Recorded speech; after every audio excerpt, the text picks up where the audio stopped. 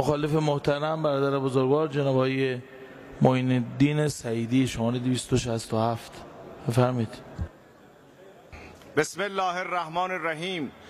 دشتیاری بزرگ را آب برده و برخی از ما مسئولین تهران نشین را خواب.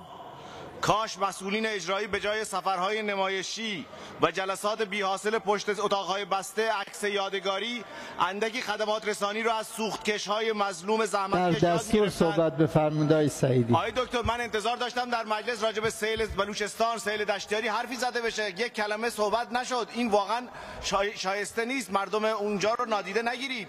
نادیده نگرفتن. دولت فعال، تا دیشب بیش از 19,000 کمک رسانی شده. هلال احمر فعال، سپاه فعال، ارتش فعالن، دستگاه‌های دیگر دارن کارشون رو میکنن. لذا من خواهشم اینه که شما در چارچوب وزیر کشور اونجاست، یه چه کار باید بکنن به نظر شما؟ مجلس رو تعطیل کنیم بریم اونجا خوبه؟ آقای دکتر حداقل یک کلمه ابتدای سخن یه صحبتی میکردید، یک تسلی به مردم میدادید. نه خب ببینید، صحبت خوبه ولی خدماتی که داره دلسوزانه انجام میگیرد اینا رو که نباید نفی کرد. شما همدردی بفرما، تشکر از اقداماتی که انجام شده بفرما، درخواست کن که بیشترم رسیدگی کنن.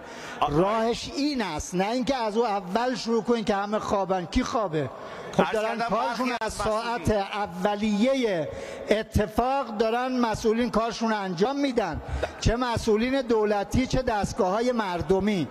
من خواهشم اینه که در چارچوب صحبت بفرمایید. جز هلال احمر هیچ مسئولی ورود به موقع نداشته. اینکه میفرمایید در ابتدای ساعت‌ها بودن، واقعا این گونه نبوده. من خواهشم از شما که الان صندلی ریاست مجلس رو دارید اینه که کمیسیون عمران و کمیسیون کشاورزی رو مأموریت بدید تا بیان از نزدیک شرایط مردم رو از نزدیک ببینند، وگرنه جلسات بی‌حاصل و عکس‌های یادگاری مشکلی از مردم رو حل نمی‌کنه. این رو آقای ذوالنور مردم استان سیستان و بلوچستان و دشتیاری بزرگ از شما که الان صندلی ریاست مجلس رو دارید انتظار دارن. متشکرم.